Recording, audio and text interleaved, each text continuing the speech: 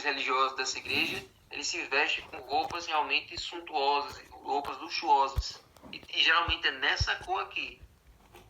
É nessa mesma cor. Aqui está dizendo púrpura e escarlate. Escarlate é a cor vermelha. E você pode reparar que a roupa que os sacerdotes dessa igreja usam são vermelhas. E púrpura também. Lembrando que púrpura era uma cor que no tempo da Bíblia era uma cor atribuída aos reis, era uma cor nobre, era uma cor real. Então essa igreja, como ela está querendo se unir com o Estado, ela usa tanto o vermelho como a púrpura. E lembre-se, a cor vermelha é um símbolo do pecado. A cor escarlata, no caso. Só se lembrar de Isaías 1,18, que lá diz assim, ainda que vossos pecados sejam vermelhos como escarlata, como lã se tornarão. Então, escarlata é um símbolo do pecado também. Então, ela está vestida, literalmente, da cor escarlata e simbolicamente do pecado, certo? E ela está coberta de ouro e de pérolas. É uma igreja muito rica. Vocês se lembram que no capítulo 12 não tem nenhuma menção de riqueza por parte da mulher pura, certo? A gente pode olhar para ela e ver uma mulher simples, uma mulher que não tem muitos atavios, a não ser o seu caráter. Então, a mulher do capítulo 17 ela tenta se preencher com isso, ok? E aí na fronte estava escrito o seguinte, Babilônia a Grande. Então, Babilônia é o nome dessa mulher. Babilônia nós já vimos que em profecia representa confusão religiosa, certo? Confusão. Assim como no tempo da Bíblia, Babilônia surgiu do episódio da Torre de Babel, onde Deus confundiu as línguas. Então, Babilônia em profecia representa isso, confusão. Então, aqui está dizendo que o nome dela é Babilônia e ela é a mãe das prostitutas e das abominações da terra. Ou seja, mãe das meretrizes, mãe das prostitutas. Ou seja, se ela é a mãe, então tem filhas. Então teve igrejas que surgiram dela, que saíram dela. Ela não é uma igreja sozinha, que manda sobre o mundo todo. Ela tem filhas. Ela tem igrejas que surgiram de dentro dela, certo? Então essas igrejas elas são leais à igreja mãe. Elas não são dissidentes da igreja mãe. Elas obedecem e vão fazer tudo que a mãe mandar, porque elas também são prostitutas. Se ela fosse prostituta, mas as filhas fossem puras, é uma coisa. Mas ela está dizendo que ela é a mãe das meretrizes. Ela é a prostituta mãe e as outras são prostitutas filhas. Então, é isso que está dizendo na fronte. E todo esse sistema é chamado de Babilônia, com a igreja mãe e as igrejas filhas fazendo tudo que a igreja mãe manda. E aí o verso 6. Ela está embriagada com o sangue dos santos. Aquele vinho que ela está segurando na mão, o vinho que ela está segurando, que diz assim, sim, então eu vi a mulher embriagada com o sangue dos santos, com o sangue dos testemunhos de Jesus. Então essa é a igreja que persegue, essa é a igreja que mata, essa é a igreja que tortura, essa é a igreja que extermina, que perseguiu os santos. É por isso que eu disse a vocês que no capítulo 12 e no capítulo 17 tem um deserto, porque é o mesmo cenário. O dragão usou a igreja prostituta para perseguir a igreja pura, certo? Então, por isso que ela está, durante toda a história, se enchendo com o sangue dos santos. E o verso 18 já deixa claro quem é. A grande cidade que domina sobre toda a terra. Então, essa igreja, nós já sabemos que é a igreja papal. A mulher é a Roma papal. Então, aqui nós já sabemos, já batemos o martelo, que essa mulher que está sobre a besta representa a igreja católica romana. Então, gente, sabendo de tudo isso, tem mais um detalhe aqui que a gente não disse. Que diz que ela está, na mão dela tem um cálice de ouro transbordante de abominações das imundícias de sua prostituição. Então, a igreja católica, a Roma papal, ela carrega esse vinho e está cheio de confusão. Esse vinho, gente, são todas as falsas doutrinas que ela usou. Por exemplo, a imortalidade da alma, que a alma não morre. Você pode orar para os santos, você pode orar para irmã Lindalva, você pode orar para qualquer pessoa que morreu, que fez o que era bom durante a vida, que essa pessoa está lá olhando por você. E quando você morre, a sua alma não vai para o céu, ela vira uma estrelinha, ela fica aí do seu lado, vigiando você, né? Aí tem a doutrina do tormento eterno, que tem um inferno rolando agora, queimando as pessoas por toda a eternidade. Negação da pré-existência de Cristo, né? Que Jesus só veio existir depois de Maria. Jesus não existia antes de Maria, Jesus é uma criatura. A confissão dos pecados ao sacerdote, a existência do purgatório, ou seja, se você é mais ou menos, se você não é tão bom nem é tão ruim, então você fica lá para se purificar, para subir ou para descer. Então, pode excluir Jesus, que o purgatório já resolve. Santidade do primeiro dia da semana, a exaltação de Maria, como se Maria fosse realmente, como se ela estivesse lá no céu intercedendo por nós. Maria está morta, aguardando o dia da ressurreição dela. Maria, gente, não tem poder nenhum, ela não tem importância nenhuma na nossa salvação. Ela foi escolhida como a mãe de Jesus para cumprir aquela missão, mas ela não tem nenhuma relevância para nós. Certo? É um grande exemplo de uma mãe, de uma pessoa usada por Deus, mas para ela ser salva, ela precisava de Jesus.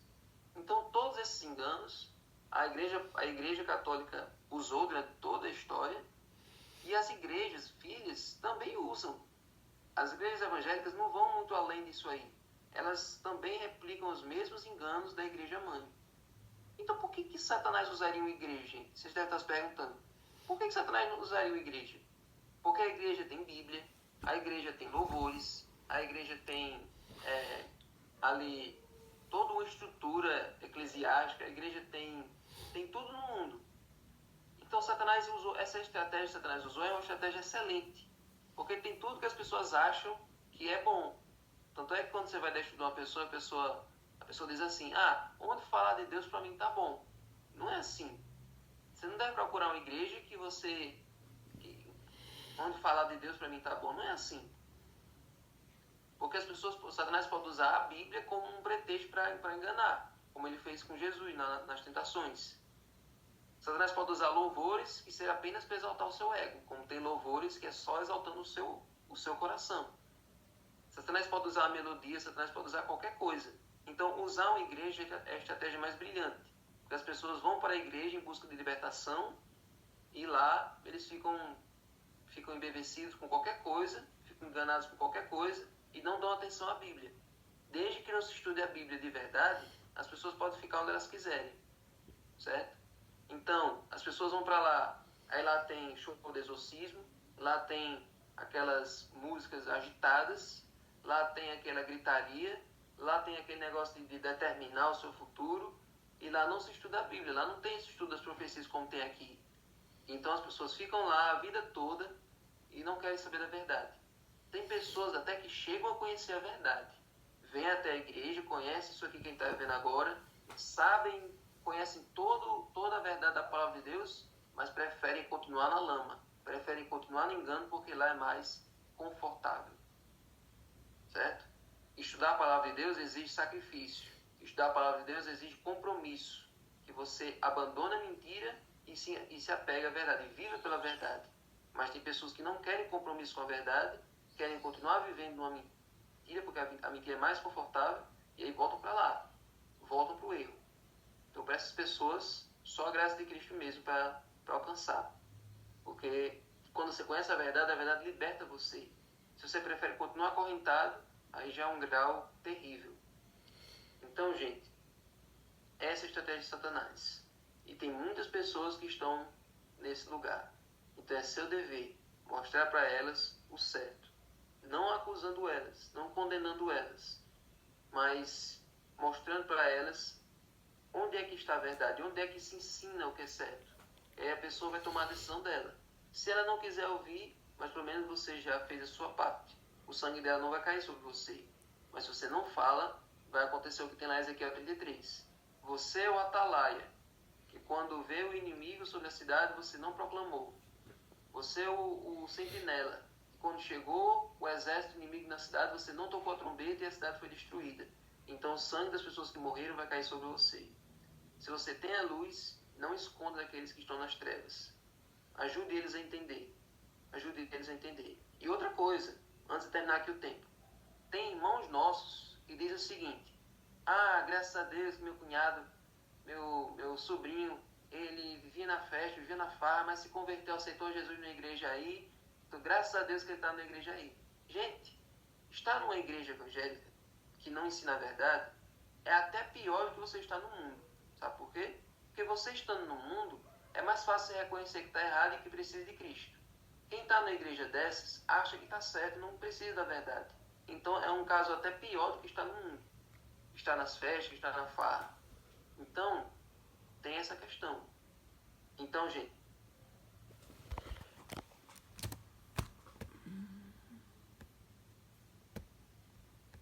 vamos começar de novo.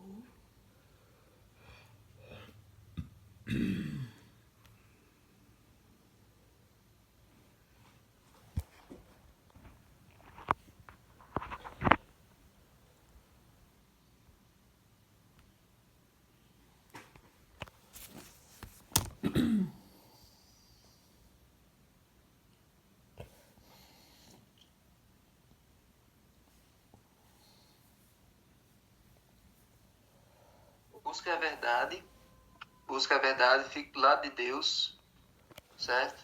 E agora vamos fazer uma oração. Senhor Deus, muito obrigado, Senhor, porque o Senhor já revelou diante de nós o que a gente precisa para a gente ser salvo. O Senhor mostra para nós hoje, o Senhor mostra para nós dois lados, o lado da verdade e o lado do erro. E o Senhor espera que nós tomemos a decisão certa, de pertencer à igreja certa, de pertencer ao teu povo, e que nós possamos receber o teu selo na nossa fronte, que a tua palavra possa ser estudada por nós todos os dias, que a graça de Cristo nos transforme e que possamos saber como chegar nessas pessoas que ainda estão em Babilônia. Por favor, Senhor, toca nossos familiares que ainda estão lá. Tem pessoas sinceras, tem pessoas bondosas, tem pessoas que estão lá, Senhor, porque era a religião dos seus pais, porque era a tradição que elas aprenderam a vida toda, e elas não sabem lidar com o diferente, não sabem lidar com a mudança. Elas acham que se traírem a religião que elas tão ternamente aprenderam desde que eram crianças, elas vão estar traindo a família delas. Nos ajuda, Senhor, a entender. Ajuda elas a entender, Senhor, que não é assim.